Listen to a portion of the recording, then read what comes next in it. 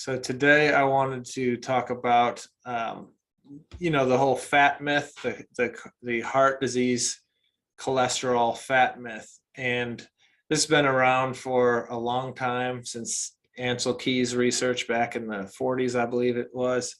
And you see the commercials where they show, pipes under your sinks and the plumbing being clogged, and they use that metaphor for cholesterol and heart attacks and stroke. And it's been debunked for a long time, but society, American Heart Association, Big Pharma has perpetuated it because statin drugs are the best-selling drugs of all time. And if you think cholesterol is going to kill you, you're going to go on a statin drug. So this study was published in 2020 in the Journal of the American College of Cardiology. And I'm really excited to see it, because you can see in the title, Saturated Fats and Health, a Reassessment and Proposal for Food-Based Recommendations. A JACC state-of-the-art review, again, Journal of the American College of Cardiology. And so what they say here is, I'll read it to you. The recommendation to limit dietary saturated fatty acid intake, or saturated fats, has persisted despite mounting evidence to the contrary. Most recent meta-analyses of randomized trials and observational studies found no beneficial effect of reducing saturated fat intake on cardiovascular disease and total mortality, and instead found protective effects against stroke. Although saturated fats increase low-density lipoprotein, or LDL cholesterol, in most individuals, this is not due to increasing levels of small-dense LDL, but rather large-dense LDL particles, which are much less strongly related to cardiovascular risk. The totality of available evidence does not support further limiting the intake of such foods. And so if we scroll down a little bit, that's powerful in and of itself, but this is a nice summary here as well. So, the USDA has recommended US dietary guidelines, have recommended less than 10% of your calories be made up of saturated fat to reduce cardiovascular risk. But saturated fat, fat is made up, 1 gram of fat is 9 calories per gram. 1 gram of carbohydrates is 4 calories per gram. 1 gram of protein is 4 calories per gram. So 1 gram of fat has twice the energy in it as 1 gram of carb or protein for us. And saturated fat, so eating fats, if we're limiting the amount of our fat intake that is saturated fat to less than 10%, then we're missing out on some good fats like coconut oil, or good fats like the fat in your steak, or the fat in your burger, or the fat in your red meats. Okay, different saturated fats have different biologic effects, so you can't say all saturated fats are bad. And the effect of the saturated fat is dependent on the makeup of the rest of your meal and the rest of that food, or the food that the saturated fat is in. So for example, if I'm eating dark chocolate, it's not all saturated fat. There's polyphenols and flavonoids and other things in there that impact how that fat is used in our body. And so they finish by saying, several foods relatively rich in saturated fats, such as whole fat dairy, dark chocolate, and unprocessed meat, are not associated with increased cardiovascular disease or diabetes risk. That's interesting, because if you watch, shows that talk about heart disease, they're always showing steak and eggs, right? They're always showing meat.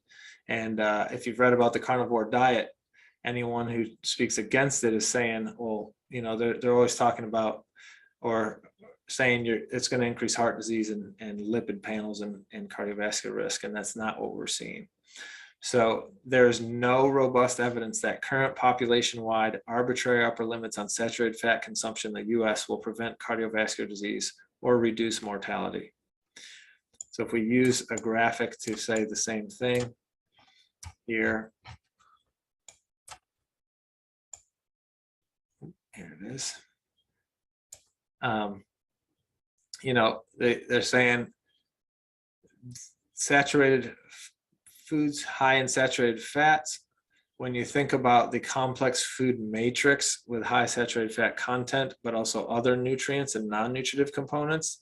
So, you know, conventionally they'll say don't eat a lot of steak that's high in saturated fat, you'll have a heart attack.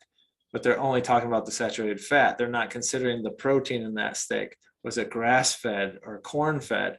They're not thinking about the micronutrients in that steak and how they might play in your health, like iron and B12. Or what about the phospholipids? Or what about microbes and probiotics? And if we're talking about the dark chocolate, polyphenols and flavonoids and antioxidants. Okay, so you have to think about the whole matrix and what foods are you combining with that steak or with that dark chocolate. And so if you think about those things and look at the whole picture, there's no increased risk of cardiovascular disease or diabetes. And so the American College of Cardiology is saying new recommendations need to emphasize food-based strategies that are understandable, consistent, and healthy, and avoiding these foods for this fake fear of heart attack or stroke, and then pushing someone to take a statin drug that doesn't even prevent heart attack or stroke, and in actuality lowers the big fluffy LDLs and leaves you with just small dense LDLs, which are actually the toxic form of LDL. Then one could argue that statins increase the risk of cardiovascular disease and stroke. So again, in most things with health, we want to look, this fits in line with what promotes health most of the time, or you could argue all the time, is taking that broader view or that holistic view. Instead of zeroing in on one micronutrient or macronutrient as the bad guy, take it in context with the whole meal, right? Or instead of me saying, oh, you're bloated or constipated, I'm only going to focus on your gut. Well, what about the whole body and that person's lifestyle and everything else that's the context of that case? So if you're out there limiting your saturated fat intake because you have cardiovascular disease, quote unquote, in your family, or you fear it, now the Journal of the American College of Cardiology is saying, you know, that's misguided. So it's good to see that they're updating their recommendations. You know, we shouldn't expect the media to jump on this in a positive way anytime soon, but that's why we're putting this out there, because hopefully you're not watching mainstream media anymore. So let's open this up to questions or comments.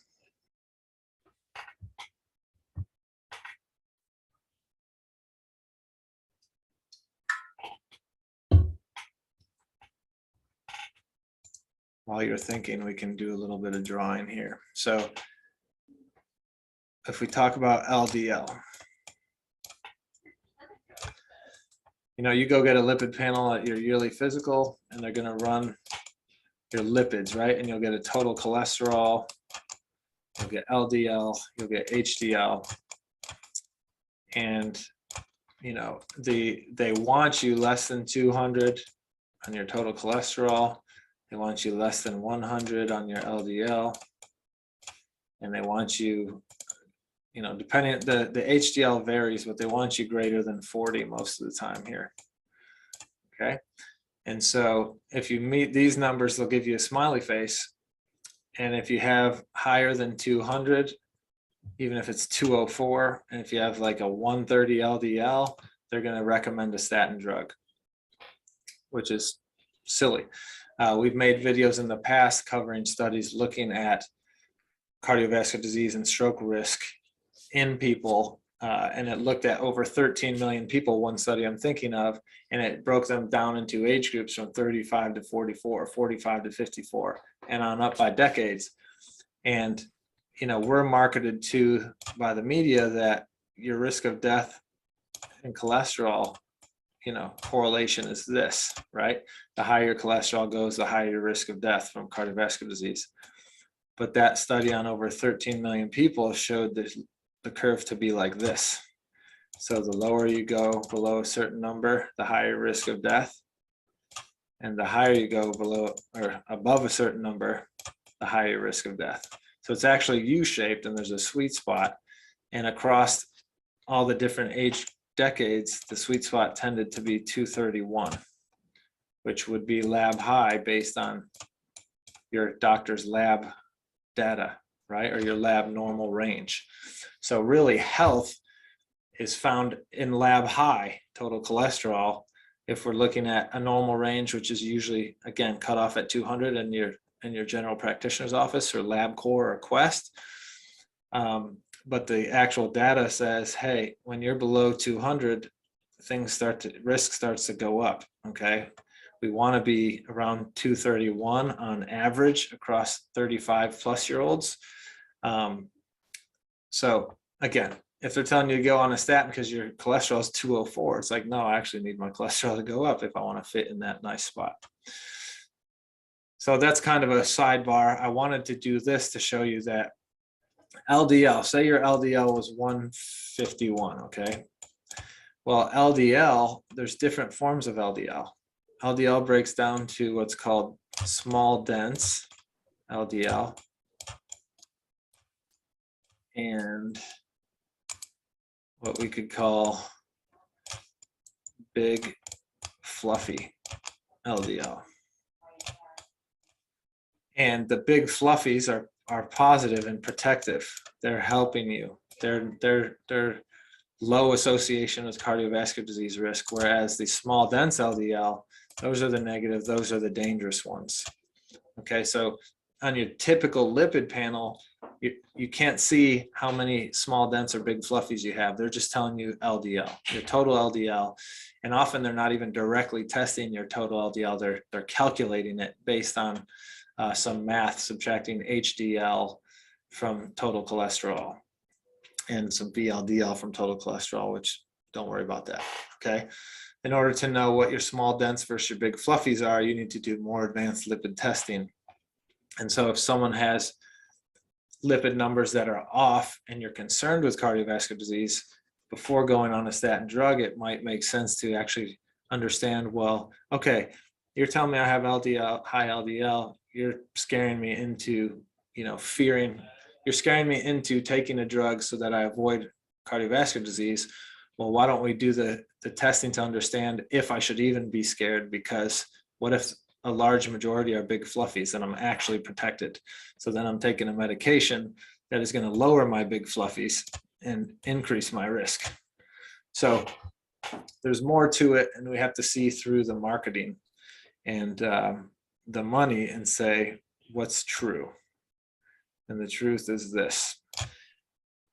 And a recent study, I saw an article, I think it was this weekend, that it said there was a study looking at cardiovascular disease cases, and up to 60% of heart attacks that they studied, heart attack cases, had normal LDL levels.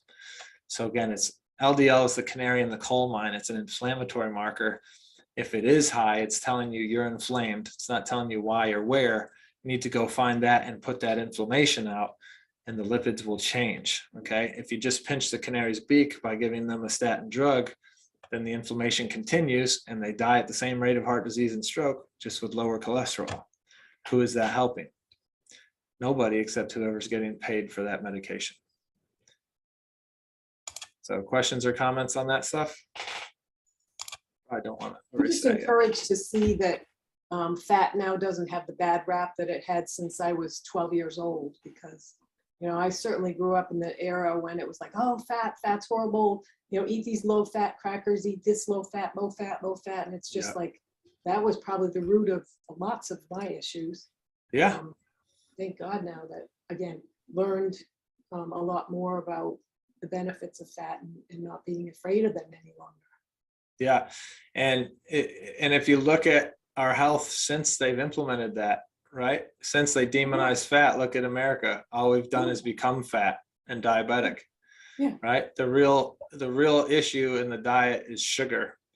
And what do all the companies sell you? Sugar. Because what's the brain like? Sugar, right? Yep. And what's killing us? Sugar. So and fat actually blunts the glycemic response to a food. So like if you ate white rice alone, right?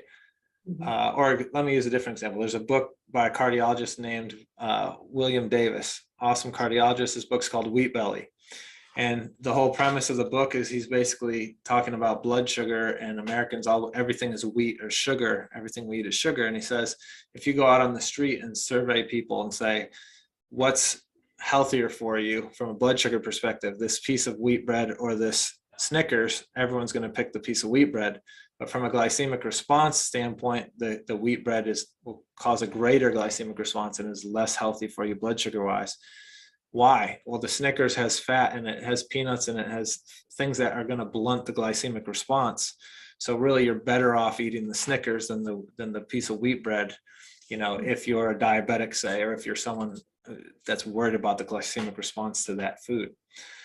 And so again, what do Americans eat? Everything is wheat. Everything is white sugar, right? Everything is sugar based because we've demonized the fat. And across cultures, studies have shown protein stays pretty much the same across cultures in terms of how much of the diet it makes up. It's about 15-20%. So where people are really making the switch is if our hunter-gatherer ancestors ate 40 to 50% fat and we're now cutting that way down, then we're going to make up for it in carbs, right? And sugar. And then what do we see over the last 40 years, 40, 50 years of Americans avoiding bacon and eggs and eating bagels and muffins and cinnamon buns and all that for breakfast. Well, tacking on to what Sally said is if you go down the aisle, the dairy aisle, if you look at the yogurts that are out there, Oh, yeah. there are very few that are healthy. And what they're combining is the two non-fat yogurt and sugar. If you look at one of those, there's 22 grams sometimes. Yeah. Even the coconut yogurts, like that are supposedly healthier, it's the same thing. It's like 4 grams of fat and like 22 of sugar or something. So yeah, it's a Trojan horse for sugar. So eat your fat. Obviously, you know, the caveat would be the healthier the fat, the better. So if your bacon's from a pasture-raised pig, if your meat's from a grass-fed cow, you know, that's going to be better than a corn-fed, soy-fed cow, pig, or chicken. You know, if the cow dies of heart disease and cancer and we eat it, you know, what are we going to do? You are what you eat, and you are what you eat eats too, right? What else? Yeah, I had read that what you were saying about the fats, the whole dairy and raw milk is really good to drink, but they don't sell raw milk because of everything's pasteurized and everything. So what we're eating isn't what our ancestors way back, even the cheese is different and the milk is different than what we're eating now. Although aged cheese still does have some great enzymes and things like that. But yeah, cream off the top, milk, that kind of thing, that's long gone. Yeah. And here's the study I was talking about that shows us the curve, right, for the cholesterol. So they look at total cholesterol of 13 million people. Total cholesterol had a U-shaped association with mortality in each age sex group. So total cholesterol levels associated with lowest mortality were between 210 and 249. All right, so about 230 is a good midpoint there. And if we look at each age group, you know, from 35 to 44, it's really U-shaped. You know, starting at age 35, and then each group after that, it's U-shaped. So we really want, you know, the tip of the U is touching around 220, 230, depending on which age group we're looking at. So this looks a lot different than that linear graph that they typically show us, right? This one. That's what they communicate to us, but it really looks like this. So again, don't fear the fat or the cholesterol, fear the sugar.